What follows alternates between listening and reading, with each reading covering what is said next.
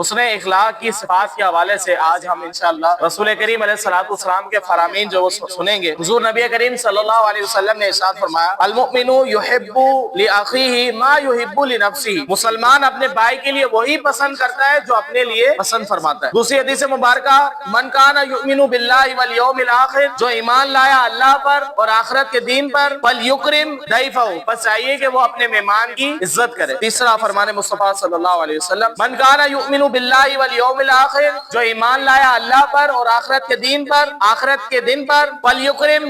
جارہ، بس چاہیے کہ وہ اپنے پڑوسی کی عزت کرے۔ اسی طرح من کان یؤمن باللہ والیوم الاخر، جو ایمان لایا اللہ پر اور آخرت کے دین پر، فلیقل خیرا، بس چاہیے کہ وہ اچھا بولے، ولیصمت، ورنہ جو وہ کیا ہو جائے، خاموش ہو جائے۔ تو وہ انسان کو وہی بولنا چاہیے جو اچھا ہو، ورنہ جو ہے وہ خاموشی سے کیا ہے، بہتر ہے۔ اسی طرح حضور علیہ الصلوۃ والسلام نے ارشاد فرمایا اکمل المؤمنین ایمانا، مومنین میں سے سب سے زیادہ ایمان والا وہ ہے احسنہم اخلاقا، جس کے اخلاق سب سے بہتر ہو۔ اسی طرح حضور علیہ الصلوۃ والسلام نے ارشاد فرمایا اذا رأیتم المؤمن، جب تم دیکھو کسی مومن کو، سموتن، وہ خاموش رہتا ہے، وقورن، اور وقار کا پیکر ہے، فإنہ یلقن الحکمت، اس کی قربت کو اختیار کرو، فتنوہ، بس اس کی قربت کو اختیار کرو کیونکہ اسے جو ہے وہ حکمت سکھائی گئی ہے۔ اسی طرح حضور علیہ الصلوۃ والسلام نے ارشاد فرمایا من سرتہ حسناتہ،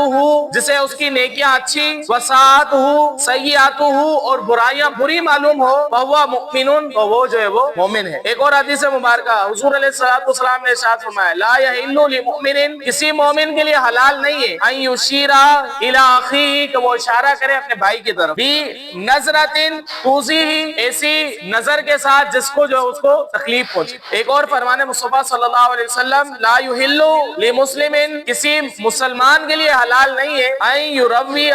کہ وہ ڈرائے، مسلمان، کسی مسلمان کے لیے یہ حلال نہیں ہے کہ وہ دوسرے مسلمان کو جو ہے وہ ڈرائے۔ اب انشاءاللہ اگلی نشست میں ہم کچھ جو ہے وہ حکایات وغیرہ سنیں گے حسن اخلاق کے حوالے سے۔ اللہ تبارک و تعالیٰ سے دعا ہے اللہ تبارک و تعالیٰ علم دین سیکھ اور اس پر عمل کرنے کی ہم سب کو توفیق عطا فرمائے، آمین بجاہ